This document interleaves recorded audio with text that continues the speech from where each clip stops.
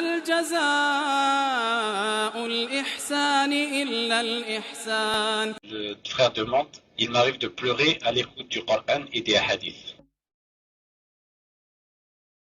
Puisque moi aujourd'hui j'ai une bonne mémoire, alhamdoulilah, donc la question disait que lorsqu'on a les yeux qui larmoient et qu'on n'est pas seul, on est avec des gens, quel est le mieux?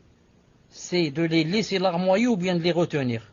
La réponse, Inch'Allah Ta'ala, c'est de les retenir si on pouvait.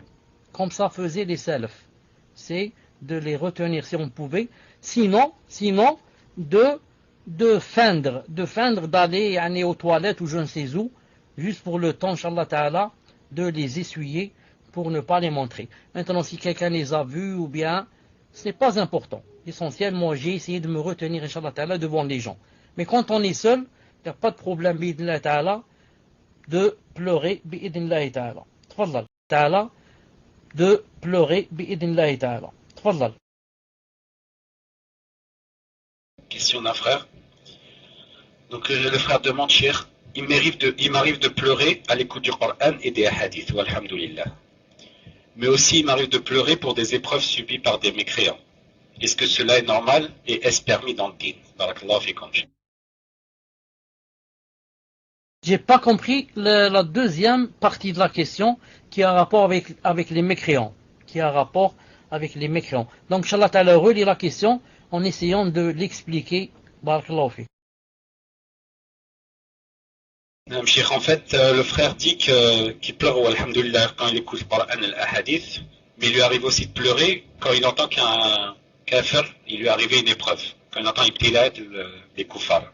Et il demande est-ce que c'est permis de pleurer pour un ibtila qui arrive à un kafir, en fait. Pour la première partie, il n'y a pas de problème. Pleurer pour le Coran et les hadiths, on demande à Allah subhanahu wa ta'ala de faire de nous qu'on pleure lorsqu'on lit le Coran ou les hadiths. D'ailleurs, n'oubliez pas que parmi les 7 qui seront sous l'ombre d'Allah Ta'ala le jour où il n'y aura d'ombre que son ombre, parmi les 7 c'est qui? C'est quelqu'un qui était seul et qui a pleuré. Donc ça, c'est une ni'ma pour quelqu'un qui peut pleurer quand il est seul. Reste maintenant, quand quelqu'un a-t-il le droit de pleurer pour un kafir qui a eu une épreuve? Naam. On va voir ce kafir si c'est quelqu'un qui n'est pas en guerre avec nous. Si c'est un kafir qui n'est pas en guerre avec nous, c'est-à-dire il est de Ahl al-Dhimma, ou bien Mu'ahad, ou bien Musta'min, ensuite il lui arrive quelque chose, naam, c'est possible de pleurer dans le sens de, il fait de la peine. Le prophète sallallahu alayhi wa sallam a même fait des doigts en demandant à Allah subhanahu wa ta'ala de guider les kuffars. Il a dit Allahumma ihdi, guide ya Allah, fais rentrer en islam, guide. Dawsan c'est une tribu à laquelle appartenait Abu Huraira. Wa'ti bihim. Ya Allah, guide telle tribu de kuffars et fais-les venir. Demander à Allah Ta'ala de guider des kafirs, c'est une preuve que tu as une rahma. Tu dois avoir une rahma comme le prophète Aslam pour tous les gens, sauf ceux qui sont en guerre contre toi. Celui qui est en guerre contre toi, tu voudrais que Allah Ta'ala lui coupe sa tête. Non, tellement il fait de mal, tellement.